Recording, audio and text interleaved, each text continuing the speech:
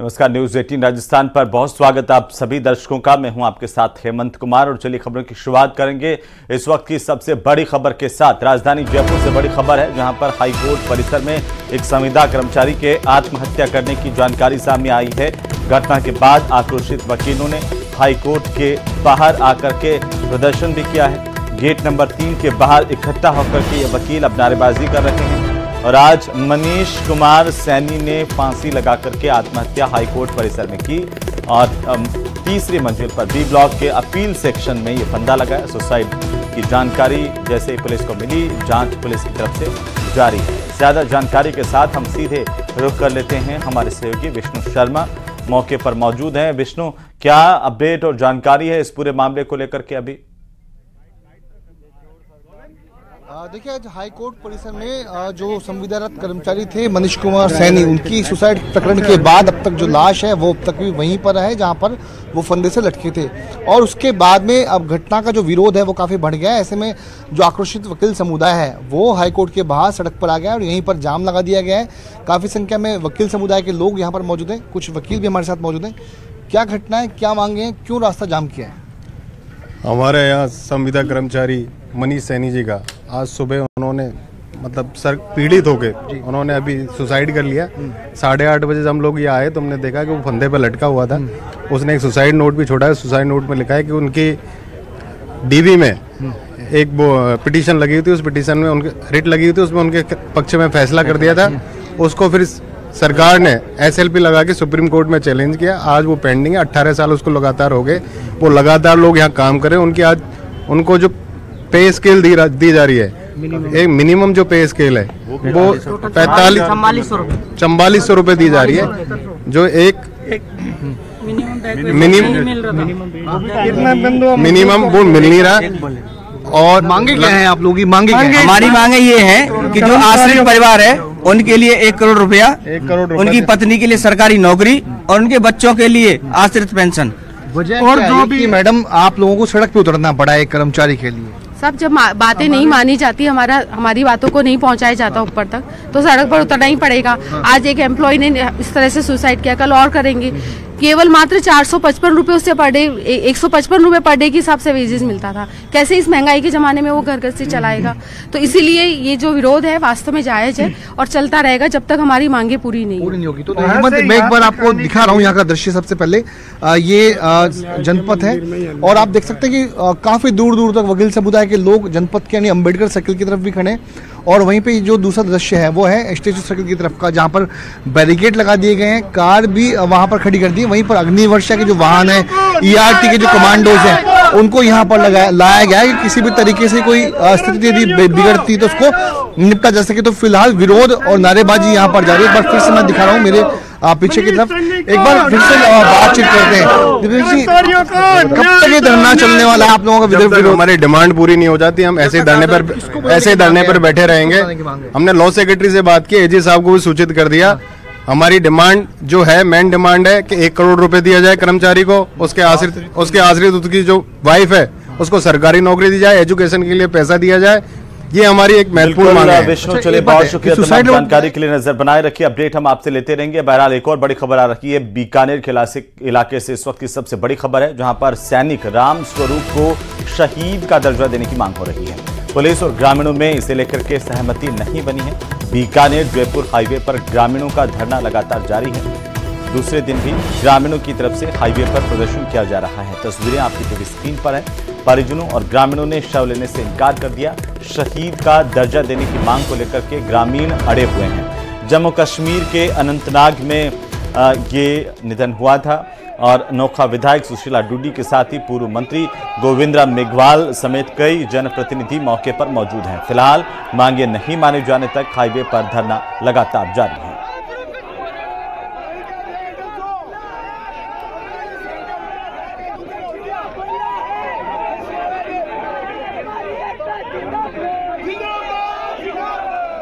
जवान राम स्वरूप को शहीद का दर्जा देने की मांग लगातार जोर पकड़ती जा रही है। बड़ी तादाद में लोग बैठे हुए हैं, सड़क पर नारेबाजी कर रहे हैं और जवान राम स्वरूप को शहीद का दर्जा देने की मांग कर रहे हैं। बीकानेर में दूसरे दिन भी ग्रामीणों का प्रदर्शन लगातार जारी है। मौके पर पूर्व मंत्री गोविंद मेघवाल के साथ ही कई अन्य जनप्रतिनिधि भी मौजूद हैं। और इसी बीच डीग से बड़ी खबर मिल रही है, जहां अस्पताल में कुत्तों का आतंक देखने को मिला है। वार्ड में आराम करते हुए कुत्ते नजर आए हैं। अस्पताल प्रशासन की घोर लापरवाही दिखाई दे रही है। कुत्तों को भगाने का कोई इंतजाम यहां पर नहीं है। मरीजों के साथ ये कुत्ते देखिए कभी भी मरीजों को परिजनों को काट सकते हैं और कुत्तों को भगाने के लिए ना कोई इंतजाम है, ना वार्ड बॉय, ना अस्पताल प्रशासन मुस्तैद दिखाई देता। ये डीग की तस्वीर है। इलाज करवाएं या फिर अपने आप को कुत्तों से बचाएं, ये बड़ा सवाल है।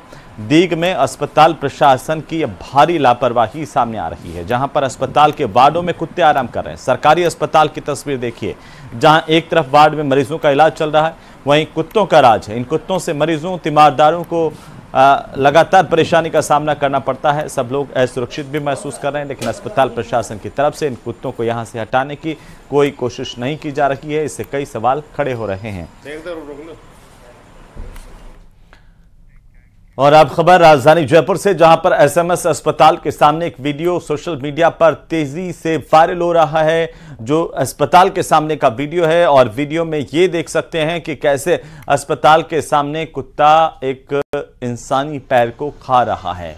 ये वीडियो कल शाम का बताया जा रहा है। सवाल ये कि आखिरकार ये इंसानी पैर यहां तक कैसे आया, इस कुत्ते के पास कैसे आया। ये वीडियो बताया जा रहा है एसएमएस अस्पताल के सामने का, जहां पर टोंक रोड पर एक मेडिकल की दुकान के सामने की ये तस्वीर सोशल मीडिया पर वायरल हुई है। राजधानी जयपुर के हाल देखिए। तो जयपुर के सवाई मानसिंह अस्पताल के बाहर एक कुत्ता इंसान का कटा हुआ पंजा खाते दिखाई दिया। ये देखकर आसपास के मौजूद लोग चौंक गए, इसका वीडियो बनाने लगे। घटना अस्पताल के गेट संख्या 2 के सामने गुरुवार शाम को करीब 6 बजे की है और अब ये वीडियो सोशल मीडिया पर वायरल हो रहा है। लोगों का ये कहना है कि कुत्ता अस्पताल के अंदर से ही ये कटा हुआ पैर लेकर के आया था। 4 महीने में ये दूसरा मामला जब कुत्ता इंसानी शरीर के कटे हुए अंगों को खुले में लेकर घूमता और नोचता दिखाई दिया है। उधर राजसमंद में हिंदू संगठनों ने थाने पर जमकर हंगामा किया है। थाने पर हनुमान चालीसा का पाठ किया गया। समुदाय विशेष के युवकों पर मारपीट करने के आरोप लगे हैं। देर रात को पत्थरबाजी और वाहनों में तोड़फोड़ की भी घटना हुई थी। पुलिस अधीक्षक ने 4 दिन में कार्रवाई करने का आश्वासन दिया है। एडीएम के आश्वासन के बाद अतिक्रमण हटाने की कार्रवाई की गई है। राजनगर इलाके में अतिक्रमण हटाने की कार्रवाई शुरू भी कर दी गई है। तो जर्जर मकानों पर नगर परिषद ने नोटिस चस्पा किया है, उसकी तस्वीर है आपकी टीवी स्क्रीन पर। राजनगर थाना इलाके में भारी पुलिस बल की तैनाती है। बीती रात को 2 युवकों पर समुदाय विशेष के लोगों ने राजनगर थाना इलाके में सांप्रदायिक तनाव इसके बाद सामने आया था।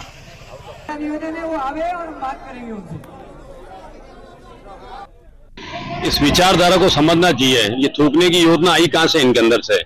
और सबसे बड़ी जो इनका मूल कारण है जहाँ स्लीपर सेल तैयार हो रही विचारधारा के, वो है मदरसा।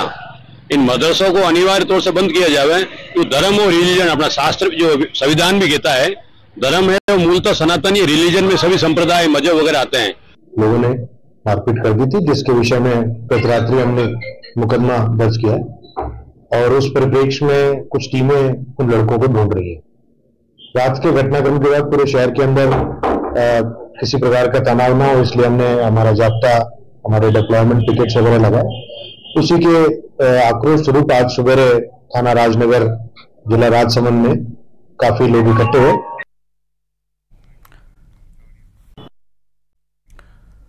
उधर ब्यावर में स्कूल में नमाज पढ़ने के मामले को लेकर महिला टीचर को निलंबित करने के मामले में राजस्थान AIMIM का बयान सामने आ गया है, जिसमें यह कहा गया कि अगर स्कूलों में नमाज पढ़ने पर निलंबन किया जा रहा है तो फिर सरस्वती पूजा और सूर्य नमस्कार करने पर भी कार्रवाई हो। आपको बता दें कि गुरुवार को सरकारी स्कूल में नमाज पढ़ने के मामले में 2 महिला टीचर्स पर एक्शन लिया गया था, जिनमें एक टीचर को निलंबित किया गया था।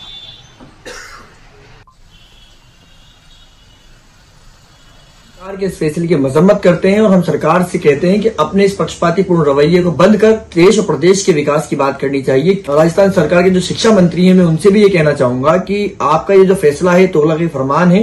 राज्य सरकार का यह फैसला है कि स्कूल में सिर्फ सरस्वती पूजा ही होगी और नमाज नहीं होगी, ये भारतीय संविधान के अनुच्छेद 14 का वायलेशन है। और इसी बीच फोन टैपिंग प्रकरण से जुड़ी इस वक्त की सबसे बड़ी खबर आ रही है, जहां अतिरिक्त महाधिवक्ता ने दिल्ली हाईकोर्ट में सूचना दी है। सुप्रीम कोर्ट से मुकदमा वापस लेने की जानकारी दी गई है। दिल्ली हाईकोर्ट ने आवेदन को रिकॉर्ड पर लेने की अनुमति दी है। अब दिल्ली पुलिस फोन टैपिंग मामले की जांच करेगी। राज्य सरकार दिल्ली पुलिस के साथ सहयोग करेगी। एएजी की तरफ से यह जानकारी दी गई है। पूर्व मुख्यमंत्री के ओएसडी रहे लोकेंद्र शर्मा ने दायर की थी एक याचिका, और इसी बीच ये बड़ी खबर, दिल्ली पुलिस की जांच करने के क्षेत्राधिकार को इस याचिका में चुनौती दी गई थी। आज की सुनवाई के दौरान दिल्ली उच्च न्यायालय के न्यायाधीश अनीश दयाल ने राज्य के संशोधित रुख पर ध्यान दिया। अतिरिक्त महाधिवक्ता पद्मेश शर्मा ने जोर देकर कहा कि राजस्थान सरकार पूरी तरह दिल्ली पुलिस के साथ सहयोग करेगी और इस पूरे प्रकरण को लेकर के जांच की जाएगी।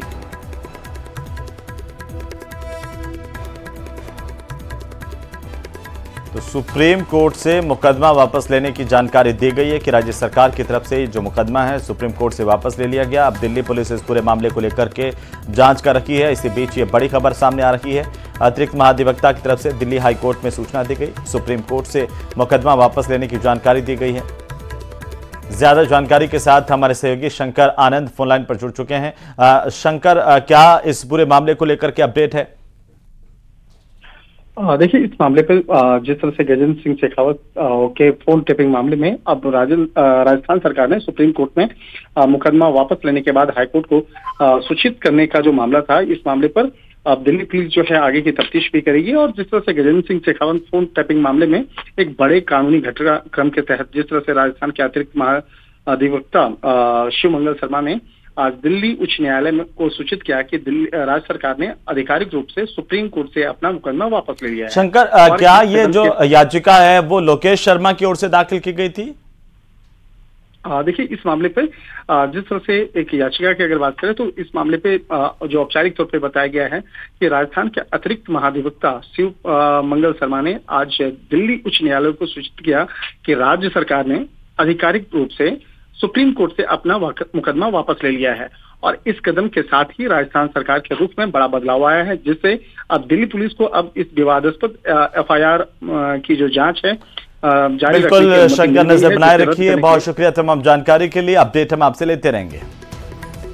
बहरहाल अनूपगढ़ से खबर, जहां पर बिजली के टावर पर एक मजदूर ने चढ़ करके हाई वोल्टेज ड्रामा किया। मौके पर पहुंची पुलिस ने समझाइश के बाद इस मजदूर को नीचे उतारा। मजदूर मूंग की फसल की सफाई उचित मजदूरी की मांग को लेकर के टावर पर चढ़ा था। ये तस्वीर देखिए, जहां पर मजदूरी नहीं मिलने, उचित मजदूरी की मांग करते हुए यह मजदूर टावर पर चढ़ा था। रायसिंह नगर धान मंडी इलाके का यह मामला बताया जा रहा है। तो वहीं प्रदेश भाजपा मुख्यालय में बैठकों का दौर चल रहा है। प्रदेश में सदस्य अभियान को गति देने और उपचुनाव में कमल खिलाने को लेकर के प्रदेश के प्रभारी और बीजेपी के अध्यक्ष मदन राठौड़ रणनीति बनाने में जुटे हैं। भाजपा मुख्यालय में आज प्रभारी राधा मोहन दास अग्रवाल ने प्रदेश पदाधिकारियों की एक बैठक ली है, जिसमें सदस्यता अभियान को गति देने को लेकर चर्चा की गई है। साथ ही आगामी 7 सीटों पर होने वाले उपचुनाव की रणनीति पर भी मंथन किया गया। मीडिया से मुखातिब हुए प्रभारी अग्रवाल ने कहा कि उपचुनाव विपक्षी दलों के लिए चुनौती है, हमारे पास खोने के लिए कुछ नहीं है। भजनलाल सरकार ने प्रदेश में ऐतिहासिक काम किए हैं। कल संगठन महामंत्री की ओर से संगठन को कड़े शब्दों में कहा गया कि आखिरकार जिस गति से सदस्य बनने चाहिए थे उस गति से सदस्य नहीं बन रहे हैं। इसके बाद इस पर मंथन और तेज हो गया है। बीकानेर के पशु चिकित्सा पशु विज्ञान यूनिवर्सिटी में करोड़ों रुपए का घोटाला पकड़ में आया, जहां पर अधिकारियों ने नियम कायदों को दरकिनार करके वेतन भत्तों के साथ अन्य लाभ दिए। वहीं कर्मचारियों को विदेश में नौकरी के साथ देश में पगार और अन्य लाभ देकर सरकार को करीब 12 करोड़ 42 लाख रुपए का चूना लगाया। ऑडिट विभाग ने इस वसूली के आदेश जारी किए हैं। करीब 3 दशक से चल रही इस गड़बड़ी पर किसी ने ध्यान नहीं दिया और लाभ लेने वाले कई सरकारी कर्मचारी तो सेवानिवृत्त होकर के घर भी चले गए। मजे की बात तो यह है कि विश्वविद्यालय की लोकल फंड, जनरल ऑडिट और एजी ऑडिट होती है, लेकिन इसके बावजूद यह गड़बड़ी अभी तक पकड़ में नहीं आई थी। स्थानीय निधि ऑडिट विभाग में वित्तीय अनियमितताओं के लिए तत्कालीन कुलपति, कुल सचिव, यूनिट प्रभारी को भी जिम्मेदार बताया है। अब ऑडिट विभाग ने वसूली के आदेश दिए हैं। देखना होगा कि क्या वाकई वसूली कर पाता है विश्वविद्यालय या नहीं कर पाता है। विश्वविद्यालय के कर्मचारियों में इस खबर के बाद हड़कंप मचा हुआ है और ऐसे में सरकारी धन की वसूली गले की फांस बन गई है। कुलपति आचार्य मनोज दीक्षित ने बताया कि वित्तीय अनियमितता को लेकर पत्र मिला है, जिस पर एक हाई पावर कमेटी का गठन कुलपति जी की तरफ से और कर दिया गया है। इस कमेटी में रिटायर्ड जज है, वीसी वित्त नियंत्रक स्तर के अधिकारी से जांच करवाई जा रही है। ऑडिट में 241 ऐसे कर्मचारी हैं जिन्होंने विश्वविद्यालय में पैसों की गड़बड़ी की है। इसके पुख्ता सबूत दिए गए हैं और ये गंभीर आरोप लगे हैं विश्वविद्यालय पर।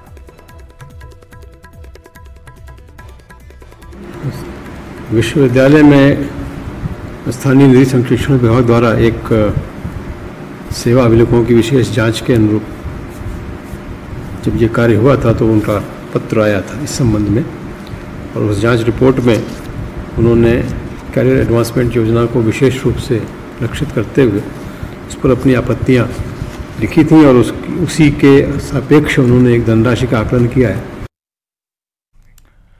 वहीं 20 सितंबर को अजमेर के रूपनगढ़ में जमीन विवाद को लेकर हुई झड़प में शुक्रवार को पुलिस ने 10 आरोपी गिरफ्तार करने का दावा किया। एसपी ने 5 फरार आरोपियों को भी जल्द दबोचने का दावा किया है। रिपोर्ट देखिए।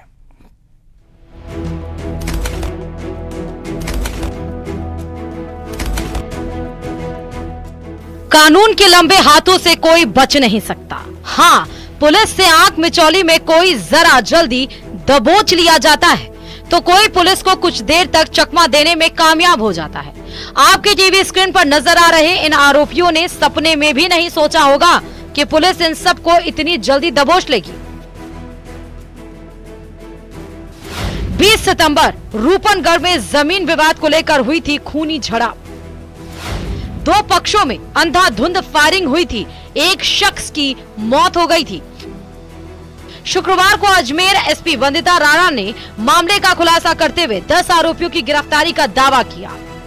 अभी हमने 10 आरोपी गिरफ्तार किए हैं। इसके अलावा इन लोगों की पूछताछ से कुछ और नाम हमारे सामने आए हैं, जिसके आधार पर हमने टीमें गठित करके उनकी तलाश के लिए भी टीमें गठित कर दी हैं। एक और आरोपी है जो मुख्य आरोपी के रूप में सामने आया है, जिसके पास हथियार होना, फायरिंग करना जानकारी में आया है, उसके ऊपर भी इनाम घोषित किया गया है।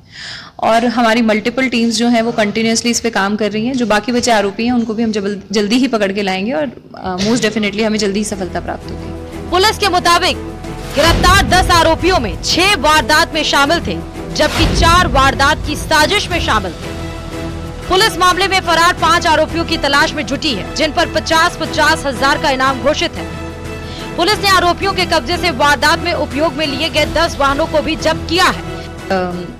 एक गैंग का इसके अंदर जो ये बलवाराम गैंग, जिसका BRC के नाम से यहाँ पर इन लोगों ने अपना नाम चला रखा था, जिसके खिलाफ भी हम एक्शन कर रहे हैं कि इस तरीके के फालतू गैंग का नाम अपनी गाड़ियों पे या कहीं पर भी लग के लोग चलेंगे तो उनको भी पाबंदी करना और उनके खिलाफ भी एक्शन लिया जाएगा। सोशल मीडिया पे भी हम लोगों में जागरूकता इसके बारे में फैला रहे हैं और उस गैंग के ही कुछ सदस्य हैं जो इसके अंदर नाम उजागर हुए हैं और जो 2 लोग गिरफ्तार हुए हैं वो इसके रिलेशन में भतीजे भी लगते हैं।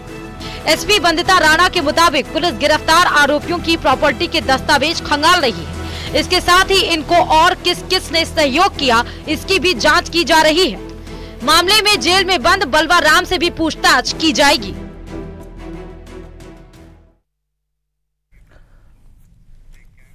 तो वहीं विश्व पर्यटन दिवस के मौके पर गुलाबी नगरी जयपुर में भी पर्यटकों में खासा उत्साह देखने को मिल रहा है। हवा महल, जंतर मंतर, अल्बर्ट हॉल, आमेर महल समेत तमाम पर्यटन स्थलों पर पर्यटकों का तिलक लगा करके, माला पहना करके जोरदार अभिनंदन किया गया है और स्वागत किया जा रहा है। वहीं पर्यटक दिवस के मौके पर सभी पर्यटन स्थलों को पर्यटकों के लिए भी फ्री किया गया है।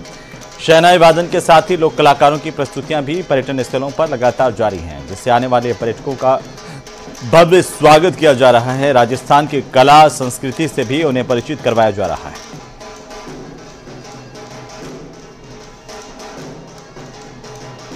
आज विश्व पर्यटन दिवस है और जयपुर में आज सभी पर्यटन स्थलों पर विश्व पर्यटन दिवस मनाया जा रहा है। यहाँ पर काफी पर्यटकों की भीड़ नजर आ रही है, लोगों में काफी उत्साह यहाँ पर इसलिए नजर आ रहा है चूंकि अतिथि देवो भव और पधारो हमारे देश वाले स्लोगन वाले राजस्थान के सभी पर्यटन स्थलों पर आज सैकड़ों की संख्या में जो पर्यटक हैं वो यहाँ पर आ रहे हैं। इस वक्त हवा महल की तस्वीरें हम दिखा रहे हैं जहाँ पर कालबेलिया डांस, ढोल, ढोलक और बीन की आवाज पर नजर आ रहा है। आप देख सकते हैं कि यहाँ पर किस तरीके से जो लोक कलाकार हैं वो काबिले नृत्य की प्रस्तुति यहाँ पर दे रहे हैं और साथ में सबसे पहले यहाँ पर पर्यटकों को तिलक लगाकर उनका स्वागत किया गया, उनको एंट्री दी गई।